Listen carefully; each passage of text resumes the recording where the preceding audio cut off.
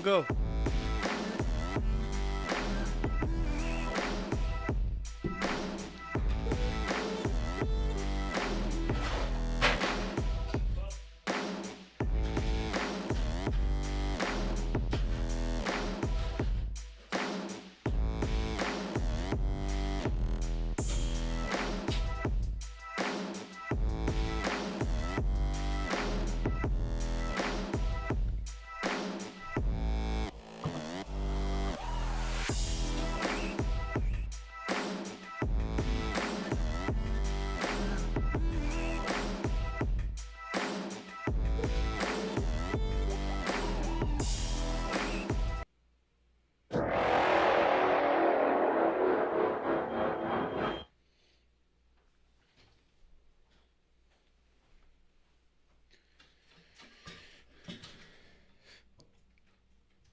Eleven, 10, 9. Oh man! Oh, we're on. Okay, crap. So, what's up, guys? How's it going? I HTP'd real quick. So what's up? What's up? What's up, Instagram? What's up, Facebook? What's up, YouTube and Twitter and all that other good stuff? How is everybody doing this wonderful, beautiful day? Hold on. There we go. Okay, Ralphus, how are you doing? You doing all right? Wonderful. You having a good day so far? Wonderful day. I think that today was probably a beautiful day as compared to what it was yesterday. Yesterday's weather wasn't too bad, though. It was just one of those days that it snowed in the evening, and I didn't feel like dealing with all the wet moisture that the snow from that evening or that the overnight snow had. But that's neither here nor there. That's just kind of part of the game. There's not much that we can do about that. It's just part of it. So, how's everybody doing? Happy Wednesday, guys. Happy Wednesday. We're ready to roll. Were you about to say something? No. Oh, okay. What is up, Shy? How are you doing? What's going on, Michigan girl? Glad to see you there. Glad to see you there, Heather. I know it takes a little bit of time for everybody to join us on the new stream because I had to change the location of the Facebook stream. And that was our most popular spot. So it takes a little bit more time for people to be able to come back and follow it. So the comments are going to be a little bit slower than normal, but we'll start picking that up as we get more likes on the Facebook and the YouTube and the all that other good shit. So yesterday was a pretty fun episode, though. I had fun explaining what happened down there on MLK Boulevard and how when emergencies happen, that's just kind of the thing. You just have to look out. You have to be careful, and you never know when some crazy shit's going to go down. You really never have a clue. And that was what it was like on that MLK Boulevard situation. But literally all I could do was just sit in the car and watch everything. But Ralph, after the show yesterday, you and I were talking off air, and you were telling me about a little story that you had yesterday. So where were you like going somewhere whenever you had your situation? I was coming back from the store. So you went to like grocery store? Yeah. Were you getting like some ice cream, some chocolate chip cookie dough ice cream? They had these shortcakes, Little Debbie shortcakes. Strawberry shortcakes? Strawberry ones. I love those strawberry shortcakes, man. I just got, here's a little note too. I just got one of those, a little box of zebra cakes. Why are you laughing? What the fuck? Why are you laughing? Because I agree. You already know what you're saying. Yeah. So, yeah, the zebra cakes, amazing. Yeah. Beautiful. Great. And they were fresh too, which is just, I can't even explain to you how good they are. But I actually tried some of these zebra cakes that are like in a roll. They're like Swiss rolls, but they're zebra cake Swiss rolls. Do not ever do it. They're horrendous. Just get regular zebra cakes or just get regular Swiss rolls. When they try to do the zebra cake Swiss roll combination, it's not fresh. It doesn't taste fresh. It doesn't feel fresh because it feels like it falls apart. Right when you take a bite of it, all of the I don't know what it's called. Is it called cream filling? Cream filling. It's not cream filling. It's the stuff that's on the outside. It's like the pastry. The pastry. The what is that thing called? It's the stuff that goes on top of a cake. Icing. Icing. That's it. That's the word. It's like the icing. It's like the icing just cracks away whenever you're trying to eat it. So it's just horrendous. But anyway. you were on your way to get one of these little snacks. Hold on, let's read what Shai said real quick. Shai said, "I have been hearing about zebra cakes a lot on your podcast." Hey, well, this is my podcast. Man. We'll talk about zebra cakes if I want to, but I've never had them. We'll try someday. Whoa, Shai, I have to say that I'm supremely disappointed in you, and I cannot believe that you have not had zebra cakes yet. But with all that being said, that's okay. Eventually, I'm sure you will, especially with my recommendation. You're going to have a lot of time. You're going to have a lot of fun eating a zebra cake, and it's going to open your eyes. You're going to have an epiphany. Whenever you have a taste of a zebra cake, you're going to have an epiphany. You're going to be like this. Your eyes are shut, you're like asleep. You're going to go like, and then all of a sudden, boom, you're awake to the world because you're like, holy shit, I didn't know that my taste buds could do that. I had no idea that my taste buds could make me feel this way. Buds or buds? My taste buds could make me feel this way. I had not a clue. Not one clue did I know that. But anyway, this story isn't about zebra cakes, even though I can go on a tangent about zebra cakes. Just do not get, what are those things called, Ralphus? Those damn, Cinnamon roll things? No, they're the Swiss rolls, but they're like the zebra cake Swiss roll things. Don't get the zebra cake rolls. Just get regular zebra cakes. What's up, Sledge? How are you, brother? What's up, Nasty Leroy over there on Instagram? How you fellas doing? I hope you all are doing all right. Laura said, "Oh shit, Laura's back. Yodels and ho-hos are better." Yeah, that's horse shit, and I will disagree with you. Dang. That's complete horse shit. I'm offended by what you just said. I do not appreciate you talking to me like that in a disrespectful tone, Laura, so back off a little bit. Just kidding. Much like your long hair is better. Yeah, that helps a lot. That helps my confidence so much. Make me feel really good going into public knowing that I look like Lord Farquaad on...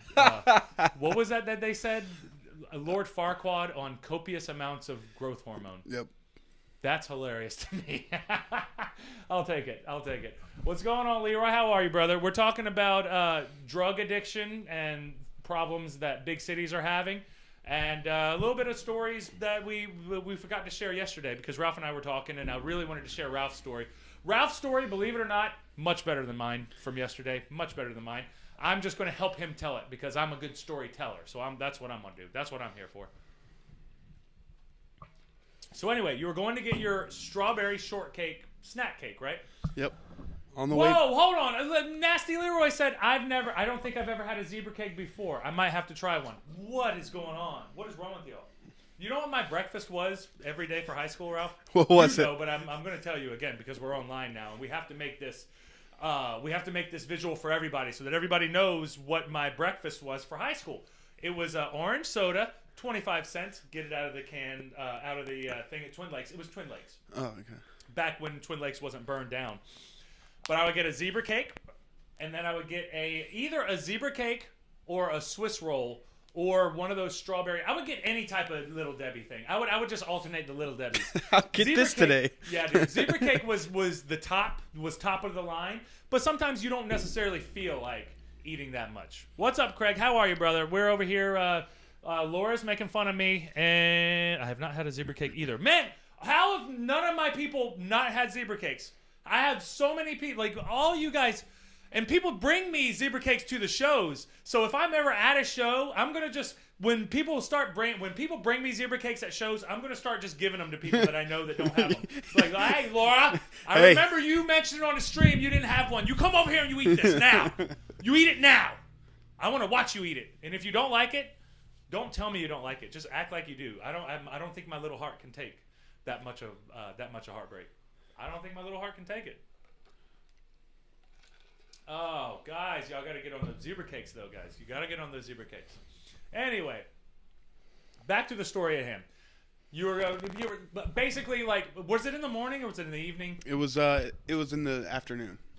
Because I would normally get, like I said, the snack cakes was my breakfast, and my first couple of classes, I think I had like weightlifting in the morning or something like that, so it wasn't really too complicated. Because I had a lot of energy in the mornings whenever I would wake up. I mean, I hated, we weren't morning people growing up. But now I'm so much. I think both of us are more so morning people than anything now. But back in the day, we weren't. Anyway, so you were going to get a snack cake at wherever the snack cake was, maybe Twin Lakes or somewhere. Was it Defuniak or whatever? And then what happened? So you were leaving the store, right? I was leaving the store, and then I hear this big crash, big boom, and I was like yesterday, like I heard yesterday. I was just sitting at the light, and then you just hear something that you don't hear. You don't hear this noise all the time, so you know. So like all of a sudden, did your heart beat? Yeah. Did you feel your heartbeat go up? Like, whoa, wait, something happened that doesn't normally happen. Yep. So what did you do? So you heard the noise first. Yeah, I heard the noise, and then I started looking around, and then I hear the screeching sound of a white van screeching off, running from something, and then I look. So you heard the bang, and then like you're looking around trying to figure it out, but then you see like a van just like skedaddling their asses out of there. Yep. That's crazy. And then it's crazy. And then I seen a car sitting there smashed up, and I ran up to it around the railroad crossing. Around the railroad. So was that a railroad crossing? Right. Were they on top? Like, were they on the railroad? Were they at like the crossing? They were right off of it. So they were like. So what do you think happened? So like the van hit the car and ran. Yeah. They hit the van and they hit the car and ran. Yep. And just what? So you look over and you see this. Yep. And you're in your car, and you're like, what do you do then? What are you thinking? I seen the car starting to smoke up, and I didn't see anybody around it, so I went and looked at the car, and there was an elderly lady in there. Yeah. And she couldn't get out. The seatbelt was stuck. So she was stuck. Oh. Yeah. Where did the hit? Was it like a head-on collision? It was a head-on collision. Head-on collision? Mm-hmm. Door wouldn't open. I know it's not like that big of a deal at like an intersection when you're crossing. But I feel like in order for the white van to run away so fast, it feels like they had to have they must have hit her hard and fat and wanted to get out of there. Maybe it was a rape van. Who knows? Like those white vans, those white work vans. That's what people know them as. You know, like I used to. You remember when I was a courier, and I would deliver the medical supplies. All my friends would be like, "Oh, yeah, I see you driving around in that rape van," and I was like, "What do you? It's a work van. What do you mean rape van? But it's a work van. You can make any van a rape van if you really want to, I guess." But geez, Louise, yeah. You see the damn car driving away.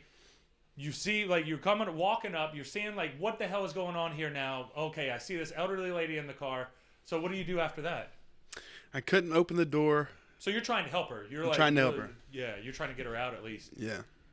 And the door wasn't opening. The car was smoking. And her seatbelt wouldn't come off. And the window was up. So I started hitting the window, trying to open it. You're trying to break the window. What is she doing? Is she talking to you while you're trying to do it? Is she like, hey, I'm in here, help me?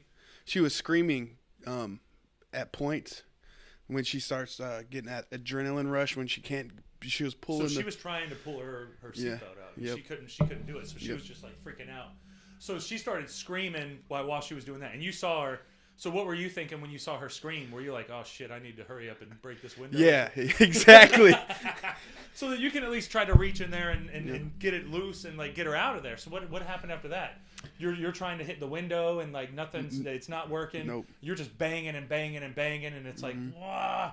And now like you all of a sudden, all you wanted to do was go get a freaking snack cake. Right. All you wanted. Those little Debbie's. 5 minutes ago, I was just buying a snack cake and getting ready to enjoy my little Debbie. and then now, I got this damn lady, like, I'm banging on like, smash cut to, you're buying your snack cakes, you're like, oh, this is going to be very important. I can have this. And then cut to, damn, these windows are strong as shit. Yeah. Like in the movies, they just break it like that, and I'm just banging and banging. Those car windows don't break easy. They don't break that easy. No. I saw like somebody during riot footage, and it was a very feminine man, because you saw I saw him trying to break the window, and like he walks up to it, and he's got like his hand like out like that, and he's like trying to hit it, and he's not like doing any type of damage to the window. He's doing his best, but then somebody else walks over and smashes it in one shot. And I was like, oh, you poor guy, you gotta feel bad. You're not even a good rioter. You're a failure as a rioter. like you're supposed to go destroy shit. You know, building shit is complicated and hard. But if you're destroying shit, that's very easy. Just walk around and break shit. That's not complicated at all. You're not even good at that. You got to feel like a loser. You got to feel like a loser. So this lady is stuck in the car, screaming, trying to get out. A car just hit her, or a rape van probably, just hit her and drove away. Because they're like, oh, I got all my sex trafficked women in here. Yeah. I gotta go hide now. You know, and being in a small town like that, you really never know. Right. So for them to hit somebody and take off, that's already like red flags. Irrelevant though, they disappeared. Nobody got their tag, I'm assuming, right? So they probably got away. Yeah. You think the police had no idea? And like by the time the police got there, did the police come? Like how did that happen? Police came very quick. I couldn't even break the window down. So you were banging on it, but like no cigar. No cigar, nope. And it was smoking, so I was really worried. And then the cops get there. I felt good about trying to help the lady. Because you're the hero now. You're trying to like break into, like you're doing all this action, just trying. Oh, I'm trying. I'm doing my best. But it's just not working. Then the police come, and then the police come there, and what do? They're just like, are you trying to kill this lady? Like, what are they thinking when they pull up? No, they got the lady out, and I stood around waiting, see if she was all right. Yeah. And then somebody says, that guy tried to help, or the lady was like, that guy was trying to help me. And the cops was like, thanks, man. And that's it. Yeah. What an anticlimactic. Like, that's the ending. The end. Like your hero moment is like, all right, thanks, man. That's it. Yeah. It's like, I just banged my hand trying to break this window to get this lady out of this car. Yeah. And she's like, thank you, mister, so much. You did your best. And the police are just like, all right, thanks, man. See ya. Exactly. Like, I mean, I don't know what they would do, you know? Like, if I was the cop, I would probably have been like, all right, thanks, man. Like, we got it now. Appreciate you trying. But like, it's just one of those things where it's like you're like so in the moment and you're rolling and you're like, you're getting it. And then all of a sudden, oh no, I'm getting some spam over there in the Twitch universe. Thanks a lot, Twitch guys. These Twitch people like spamming, and this is buy followers. Want to become famous? Buy followers. Become famous. Be famous. Do something that gets you famous. What are you talking about? I'm gonna jump back on the comments real quick before we keep going. Brian, I didn't even see that one. Brian said you should be sponsored by Zebra Cakes. Definitely should be sponsored by Zebra Cakes. Laura said, stop interrupting Ralph. I'll do my best. I do my best. But sometimes I can't help it. You guys know how that is. So Adam was also there in the same story which you said yesterday. It's the same thing which Ron said yesterday, right? No, this is they're very different. Those are very, very different stories. Shy, I don't think you were paying attention. I don't think Shy was paying attention. Oh, poor lady. That's scary. And then, why are you in shorts? Because I just got done working out. Am I not allowed to work out, guys? I do it like I have such a crazy schedule, and I'm like trying to make sure that I do these streams every day because I put that pressure on myself now. We have to do it, and I've gotten myself to and this is a lot of normal stuff that we talk about on the stream as it goes because we like talking about bettering ourselves. So I've been making the. I've been getting, doing my routines a lot better in the morning. I have my morning routines down now. I'm good to go with that. I only got 3 hours of sleep last night, but I still got up at my normal time, and I went about my day as if it was a normal day, so I will be going to bed earlier tonight, but very successful, very, very, very, very good.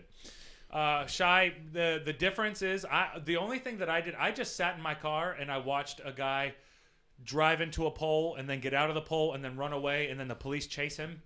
That was all the excitement I got. I just stayed in my car. I didn't get out of the car or anything. I was just watching. And then old Ralphus, he heard like a wreck. He looked up and he saw somebody hit and run driving away, and he came and tried to help the lady. At least, if anything, he let her realize that she wasn't alone, and he wasn't, making her just sit there by herself when the police came. So at least you were there trying. At least somebody's trying. You can't really ask for much more than that. But anyway, and I was talking earlier about how these earlier in the week, last week, I was talking about the bikers, and my rant that I had on the bikers, and I was pissed off about how bikers just think that they own the roads, and they'll just ride in front of you going 8 miles an hour, and hey, I got 35 miles an hour that I can go here, so will you get the hell out of my way? And I hate it, man. I was behind some bikers today, and I was trying to get to where I was supposed to be going. And then all of a sudden, I put on my blinkers, and guess what the biker does? Guess what the biker does? You'll never guess. You will guess. I'm about to take a right-hand turn. The biker driving their little stupid bicycle puts their hand over like, ooh, here's my blinker. I don't have a blinker on my bike. I have to use my arms. Stupid-ass bikers don't even have blinkers on your bicycles. You have to use your arms like you're Cro-Magnon man. What are you, a caveman? Seems like a caveman riding on your little dumb bicycle. Anyway, I heard a law, especially from Maryland. It might vary between state to state, but I did hear there's a law that says that you have to give 3 feet between your car and a bicycle. And I was like, that's way too much room. Like if I give them legitimately 3 feet of space in between my car and the bicycle, I don't have enough room to hit them with my door. Like I'm going to open the door and I'm going to miss them. So like the point is like we want to get people off of the roads that are not in cars. If you're on a bicycle, you're not allowed on the roads anymore. Go off-roading. Here's what we're going to do. And this is my campaign. We're going to get rid of bicyclists, and the number one thing that we can do is hit them with our doors and then drive away, and try not to do it in front of a camera, in front of a speed camera or any type of camera. Baltimore's got cameras all over the place. And the speed ticket cameras, I'm going to do a whole episode on that because I have plenty of footage or plenty of... yeah. It's like half my income. Just going out to freaking speeding tickets. At that point, make them a speed bump. That's what I'm talking about. Laura. Laura nailed it. She was like, make them a speed bump. And you know what? That's what I wanted to do. But I knew the law, so I didn't make them a speed bump. But I did, as I was passing them, I did make sure I opened my door and hit their little asses, knock them over. Try not, and before you do something like that, Ralph, just try to cover up your tag so they can't find you. Just try not to let them find you. They're going to try to get your tag, and they're going to try to get you. But don't do it. Don't do it. Anyway, that's a nice little update for the day and what I've been up to and what old Ralphus has been up to. And we needed to. I just had to cover that little silly story because I thought your story was like more interesting than mine. What? Yours is that's pretty good. It was pretty good. It's pretty interesting, but like you're like physically actually trying to save somebody's life. I'm just sitting there watching I'm watching a portly police officer try to chase a crackhead who is determined not to get caught.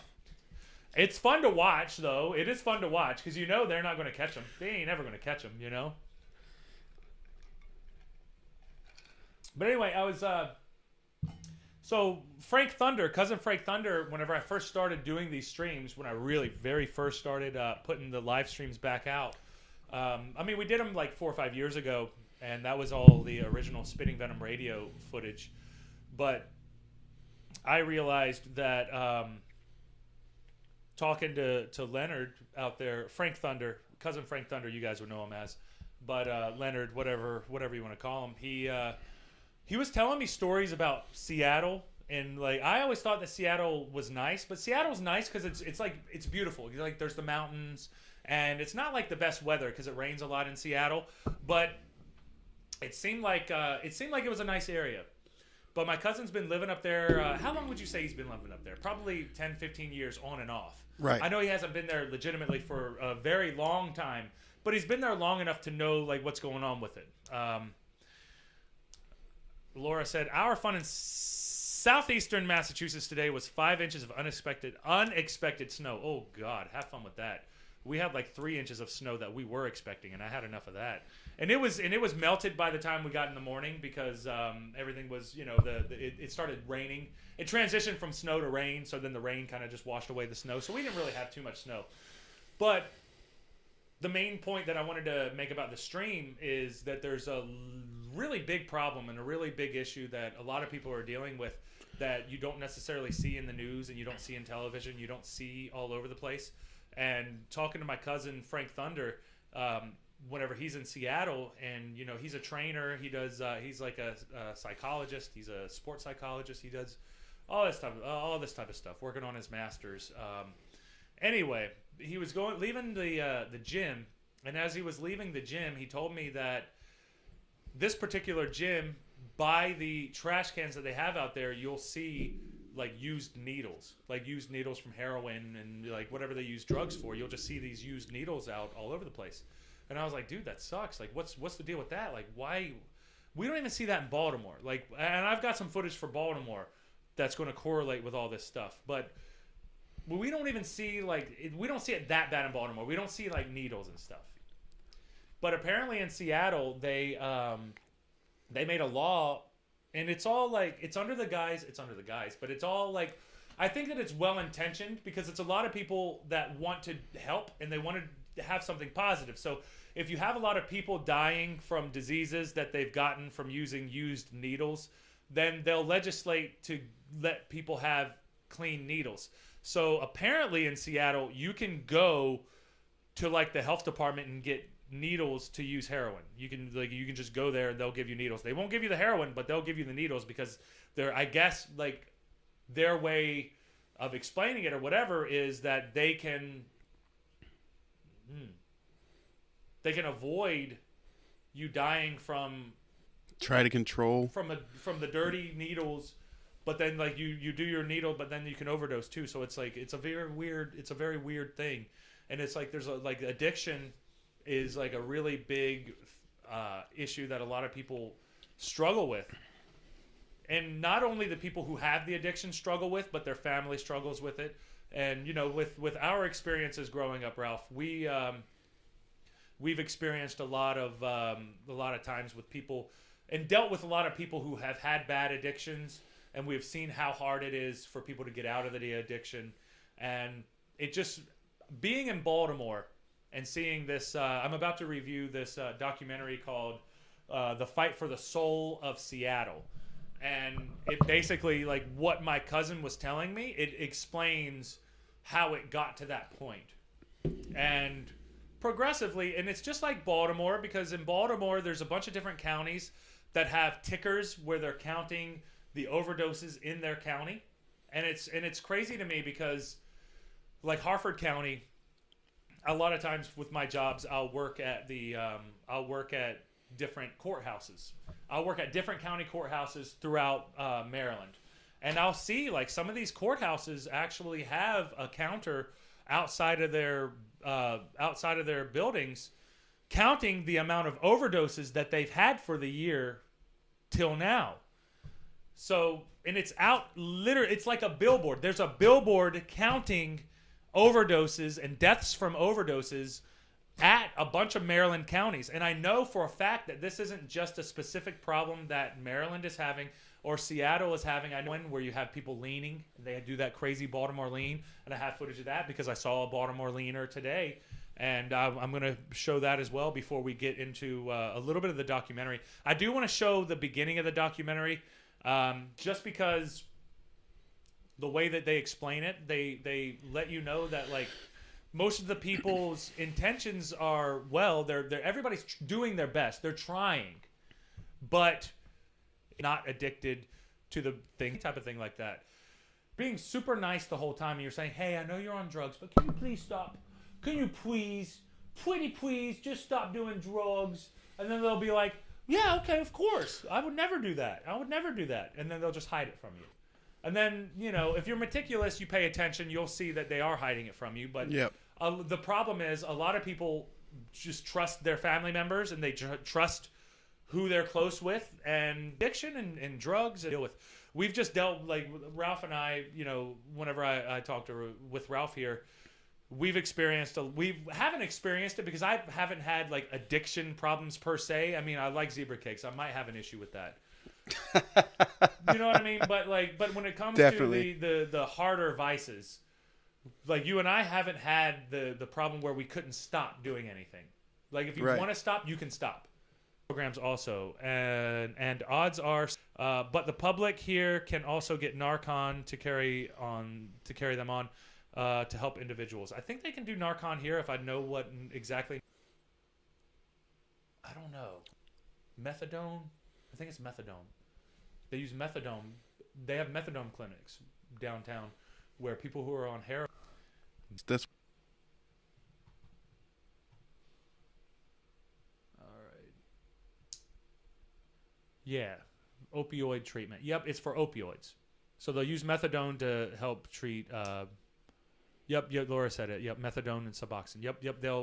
They're trying to treat the opioid. It's an opioid epidemic, and nobody really. You don't. If you watch the news, all you're going to see is like Trump and Biden stuff. But it's like we have an opioid epidemic, and we have and that's where that's like from the way that I understand it is when it comes to the opioids, people have an injury. They have something happen to where they have to go to a legitimate doctor. They go to the legitimate doctor. The doctor gives them a prescription for pain, and usually those painkillers are very, very strong drugs, and they'll be on those drugs for a little while, but then they can't. But then at a certain point, the prescription ends, or they can't afford the medicine anymore, and then they go to heroin, and then they start putting the stuff up into themselves, and they start going further and further, and it's just crazy. Narcan is a spray that you spray into a person's nose who is overdosing. Narcan. So it wakes people up. So it probably really hits their heart rate really hard, or whatever it is to wake them up real quick. That's crazy too. And we've had addictions in overdoses in our sedating subject because it seems like, you know, people will get onto the prescription drugs and then can't afford it anymore, and then they get onto heroin, and then they have the overdose, and then that's where you have that clicker or that ticker or that thing that's checking on the overdoses throughout the different counties. And definitely watch this documentary if you don't have anything going on. You know, fiction movies are great. They're all fun and wonderful, but it is always good to see what's going on to our fellow Americans across the country, across the state, across all over the place, because I feel like it correlates into a bigger problem that everybody's having. It's not just Seattle. It's not just Baltimore. It's not just Defuniak. It's not just Tampa, Orlando, all these different places, Pennsylvania, all these different places that we've moved to, that I've moved to, that I've previously lived in. They've all had these issues. They've all had, and it wasn't like it was just a little issue. It's like it was a really big issue. It's like a really big thing. And it is a really big thing because you have literally people dying from it. And it's what do you do? What can you do?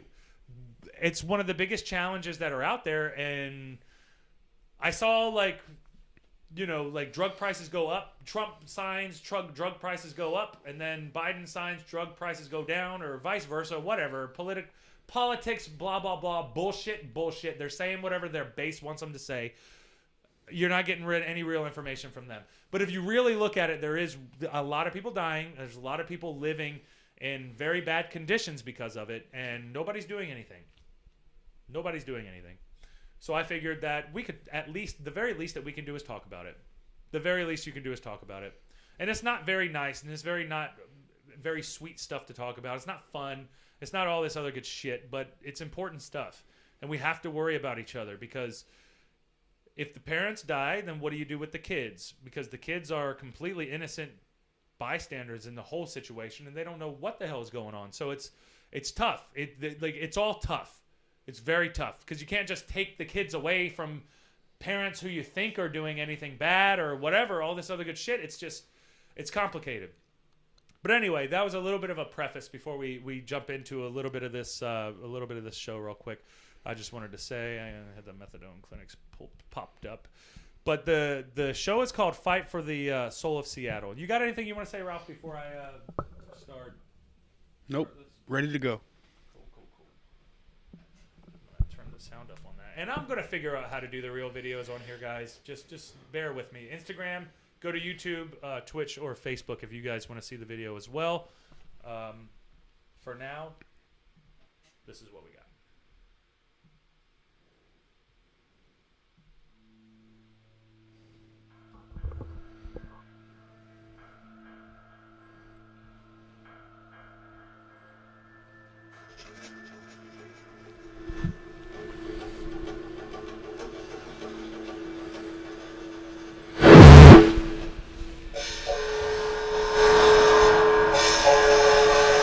I'm going to say some hard things about this place, not because I don't like Seattle, but because I love it.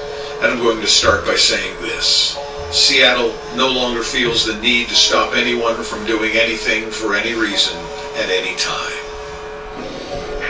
The most stunning city in America is dying, all right. Businesses and citizens have been largely abandoned, left to fend for themselves in favor of a self-congratulatory compassion, a phony grace. Self-congratulatory compassion.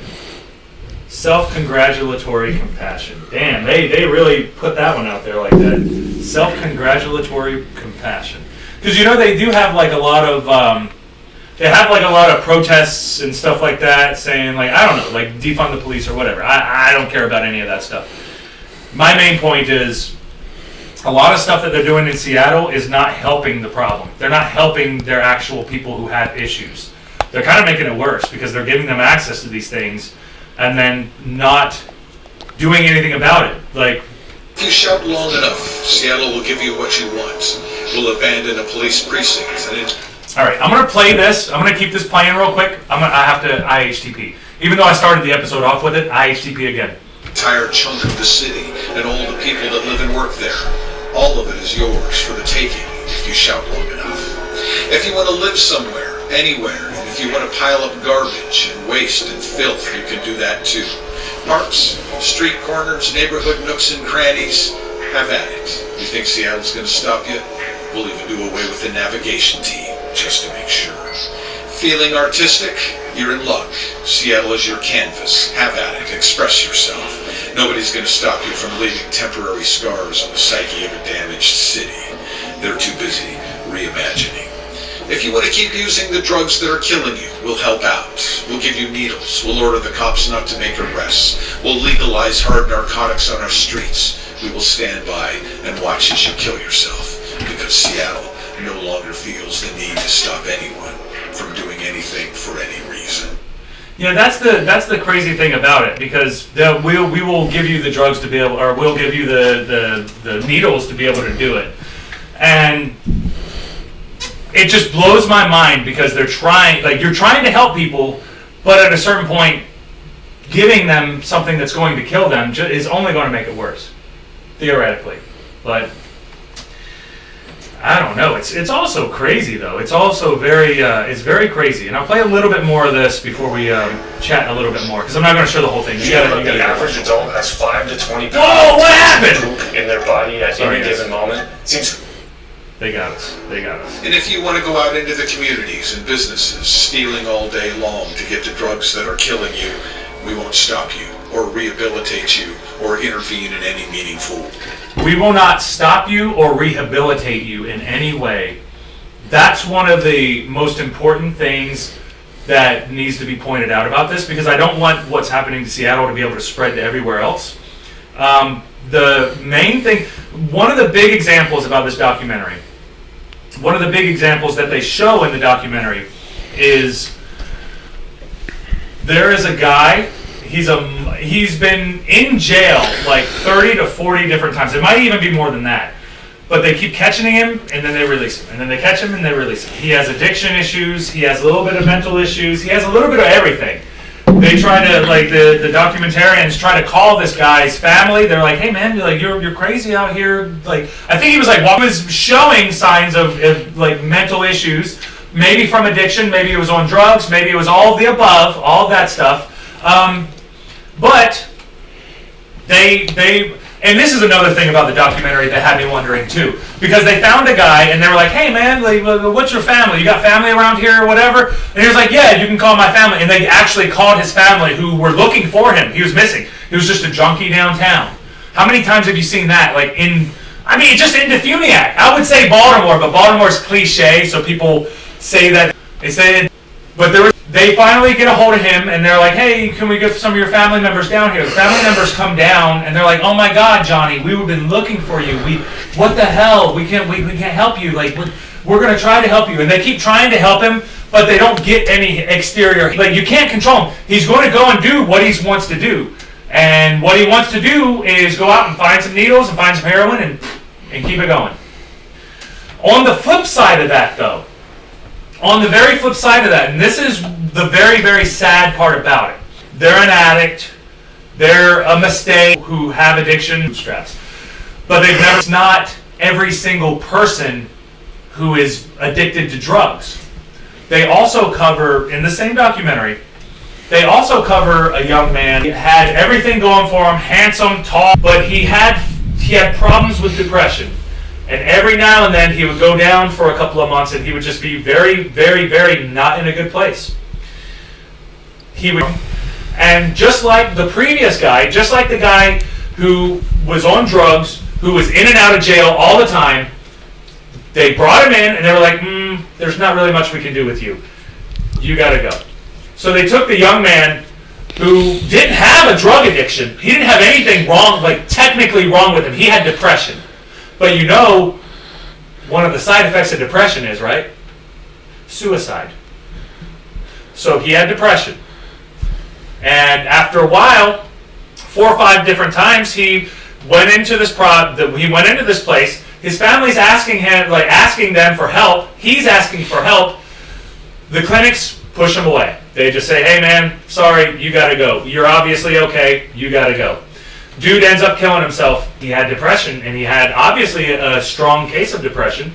And one of the side effects of depression is suicide. So he killed himself. And there was no help. There was nobody doing or saying anything. There was just, "Hey, oh no, he's fine. Let him go." So then they let him out, and like this guy from the documentary, this is all in the documentary, this guy was freaking out. "I don't know what's wrong. There's something wrong. Something's going on. I don't feel myself. There's something going on. Please help me out." This type of stuff. And I'll go to the talk real quick. Shai said, "Drug addiction is such a serious issue, especially when a young crowd gets addicted to this. That is more loss for individual and society as well. There are so many reasons people get into addiction. It's difficult to control that." Yes. We cover everything. What else do we need to cover? You know, we cover everything that we can come up with. But this documentary just touched me so much because I have hold on, let me turn that down. Sorry guys, I don't know if the sound is messing up, but I have to fix the sound real quick because I didn't realize, oh there we go. Okay, cool. We should be, I think we're still good though. Somebody would have said something by now, at least, unless the viewers are lying. But, you know, it's just crazy because it's such a personal tale for us. And they came, like our grandma, she had her addictions and already passed on from generation to generation, and those habits were passed on. And luckily, this generation seems like a lot of us, my brothers and sisters from our generation at least, are doing much better when it comes to the being controlled by your addictions and vices. I think that it's very hard for people to be able to get control of that type of stuff, though. And I spent a lot of time, like I was very 6 or 27. I spent a lot of time sober, and then at a certain point, I was like, okay, I'm just gonna drink some beer and see what it's like. It's fine. It's like it's no big deal. It's like, hey, ooh, I feel a little good. But then if you drink too much of it, then you feel really bad. So it's like, it's not really. It's kind of overrated because it's like, I don't want to try to have fun, because then if you get so drunk to where you have like a bad hangover in the morning, that probably wasn't fun anyway to begin with. So it's just one of those things. But anyway, the Seattle stuff is crazy because I know that to wanting to be addicted coffee, drugs, whatever the case may be. There's a certain amount of the population who's going to just have that. But we could set up something to where we can help people not only get way more serious stuff than what we normally talk about on the streams, though, because when it comes to, you know, trying to have like a normal life and trying to keep a job and trying to keep all these things, it makes it complicated if you have a history that prevents you from being able to participate in society anyway. You can't even participate in society because of your mistakes. So there's not much that a lot of people can do from it, and especially when they are a product of their environment. When they come from that, that's the thing. It's because bad circles, bad squares, whatever. Because at a certain point, we're all in this together. We all have our own struggles. We all have our own battles. It's like people who deal with anxiety. Like you have anxiety, but what if you feel so much better? Like that's a tough one. That's a tough one, because how are you going to get over that? How are you going to make yourself better? You have to take it a day at a time. And it's not easy though, because you've got yourself like to the point to where this is normal for you, and your body gets used to it. And when your body gets used to it, it's very hard to change. But you can change. It's important for everybody to know that they can change. I don't know how many times I've talked to different family members, and they've told me that they're going to stop drinking. They're going to stop drinking. They're going to stop drinking. It is the same old story. It is the same old thing, because they do keep saying the same thing over and over and over. But you have to stay positive, and you have to be supportive. You'd be like, oh, well, you stopped 10 times before. No. Just the mere fact that they haven't given up yet is a positive thing. 35 different fucking times, and you're tired and sick and tired of it. They're going to keep trying. If they're going to keep trying, don't give up. You can never give up. You can't give up on people like that. People give up way too easily, too. I get annoyed by that. You give up way too easily on people. It's not that complicated, you know. People can get better, but it takes time. It's not that easy. Nothing's that easy. It's easy to get into it. It's easy to get addicted to stuff, but it's hard to fucking get more to that. It's different. That's what they need at the time. That's not what they always need, though. They don't always, because if you do give that kind helping hand, you're just feeding right into the addiction, because there's always another side to the story. But at the same time, some are stubborn to take help. It's actually complicated. But I would say that people who are sober can actually be kind to these people. If not helping, at least not harm them and hurt them with words. Yes, I agree. Yeah, exactly. That's the thing, too, because a big problem with the social alien, a big problem with drugs, or not only being on drugs, but all those types of things, is the social alienation out of it. You feel like you're not part of your family anymore. You feel like you're not part of your friends. You lose all your friends because your addiction's taken over. You lose your family. You lose all that type of stuff. On a totally different subject, is that a cut on your left arm? This is my left arm. Yeah. Where's the cut? A cut? Where? Where would the cut be? This is my right arm. Do you see a cut? I don't see one. What are you talking about? That's so random, Laura. It is a totally different subject. But I think that you know, like, podcasts make jokes about these types of things, and we make jokes about all this type of stuff. It's very easy to do. But at a certain point, we also need to inform all of our fellow humans out there, all of our fellow Americans, all of our fellow, whatever you want to call, whatever you want to go by, your fellow humans, that we're there for you, and we're going to support you, and we have your back, no matter what. Even if it takes till you're 80 years old. You die when you're 80, on your first day of your 80th birthday, but you quit drugs a year before that. We're still going to support you. Even though I don't think you're probably not going to make it to 80 if you're on drugs and, you know, that whole thing. But the way you had your arm flexed in the light made you look like you had a cut. Oh, this one? Oh, I mean, I am cut. Yeah, is that going to give me some views? Oh my god. No, it's going to go like this. And that's how we end it. People can't take us seriously at all. Oh, thanks, Leland. Leland jumped in there. Our Shred Shed guy, Leland, said, hugs, not drugs. Little shit. That's pretty good, though. That's a pretty good one. I like. I'm sure I've heard hugs, not drugs. You've had to have heard that, right? It sounds like something that you should have heard by now. But we'll check out a little bit more of this before we. And when the citizens demand protection and the businesses You see that say new who's person, looking that out girl? for us, killing That's for sure. Look at her. you, we won't stop you. Watch this closely. Like, this dude knocks this girl Or over. rehabilitate you, or intervene in any meaningful way. And when the citizens demand protection and the businesses say who's looking out for us, we'll shut down the county jail and the juvenile detention center because we're so forward thinking. We'll run the chief of police out of town and hope that bad people stop doing bad things because we're so very good. Because we're so very good. We'll stop prosecuting criminal behavior. Heck, we won't even file charges so it doesn't show up in the crime stats. We'll handcuff the police and beat down the judges who step out of line. If you want to intimidate the leaders who voice objections, who's going to stop you? Seattle? Come on. We'll doggedly plow ahead with a reckless experiment that is systematically ruining what used to be the best place to live in America. All right. So now you guys see all this footage. And that, all of it, is at the very heart of the fight for the soul of Seattle. Right. The fact that we no longer feel the need to stop anyone from doing anything for any reason. Fight for the soul of Seattle. Now you see all this.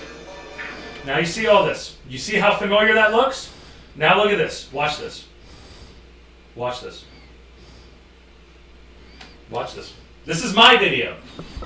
A couple weeks ago. This is my video a couple weeks ago.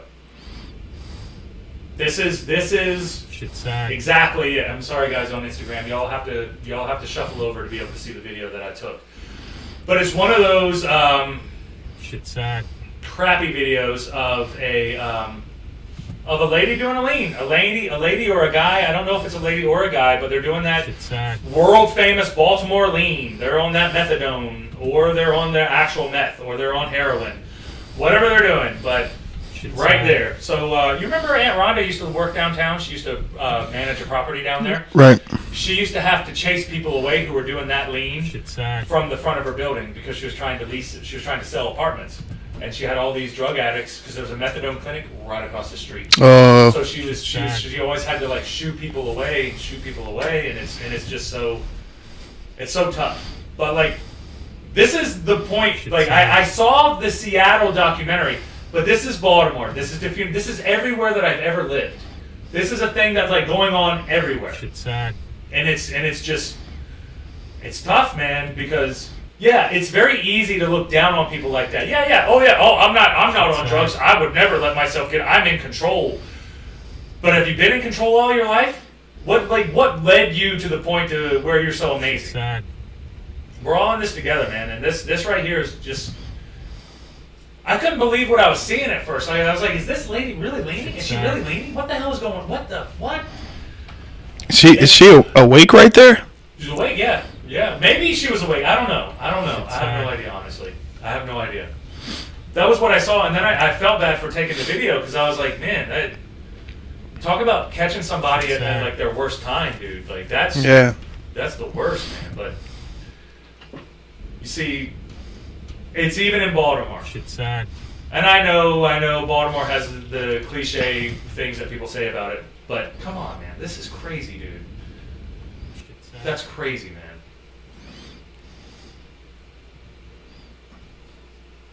Oops. I don't know why I always do that. But there you go, guys. There you go. Fight for the soul of your city. Fight for the soul of yourself. Fight for the soul of your family. Fight for the soul of everything that is important to you in your life. And do your best not to let things grip you to where you cannot get out of the grips of it.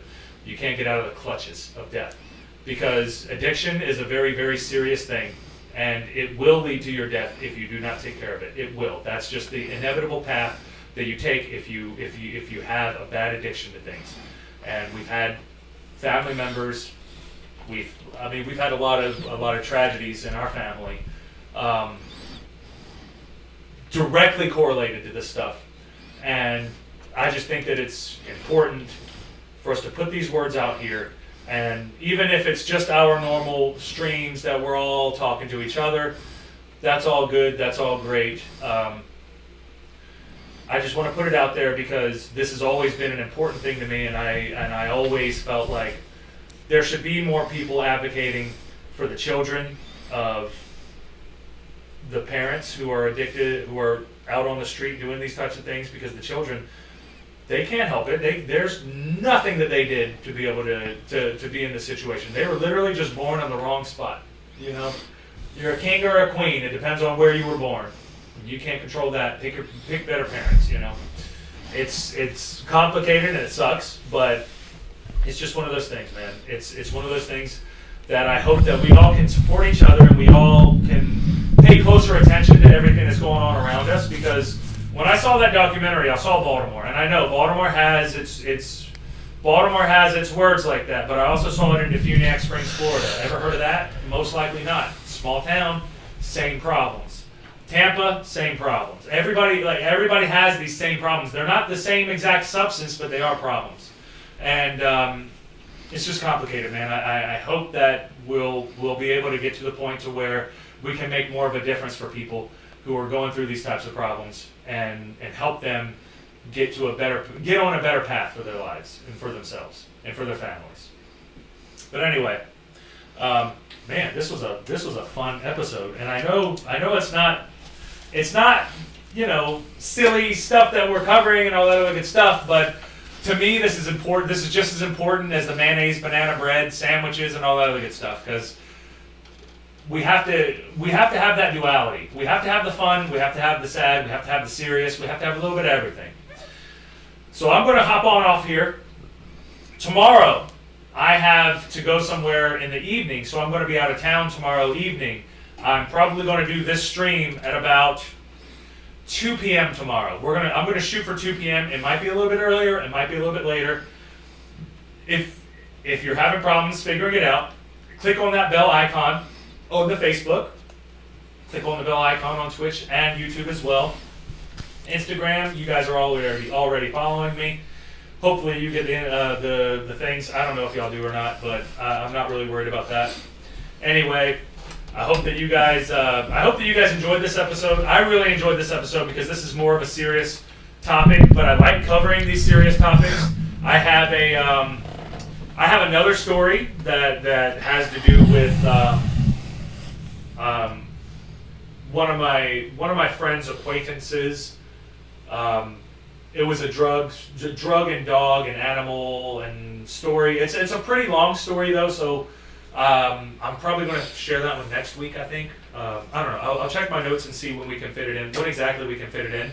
But yeah. Anyway, tomorrow's going to be an earlier one. Oh, hey, Lori, good to see you there. Yeah, Lori's here. Lori made it. Thank you for watching. I'm going to read Shai's message now because Shai's always got my back. Thank you, Shai. Thank you for watching my show. Please like, comment, share, and subscribe. Don't forget to click on the bell icon to get notifications. You can also follow me on Facebook, Instagram, Twitch, and Periscope. You can shop for my goodies at Jordane.shop. And we still have all those goodies up there. I might put a little bit more goodies up there. And we're working on a Boy Cat shirt. We have that in the line. We're working on the ghost hunting, which we're going to do that this weekend. Okay. I think the first recording that we have to have, Ralph, is it's got to be, instead of it being a What for a Walk Got Lost, to get back into the groove of things, we have to do that. We have to do that ghost hunt. But either way, we're going to have some fun. But thank you guys for joining me. We will see you all tomorrow. Peace. Say goodbye, Ralph. Bye, guys.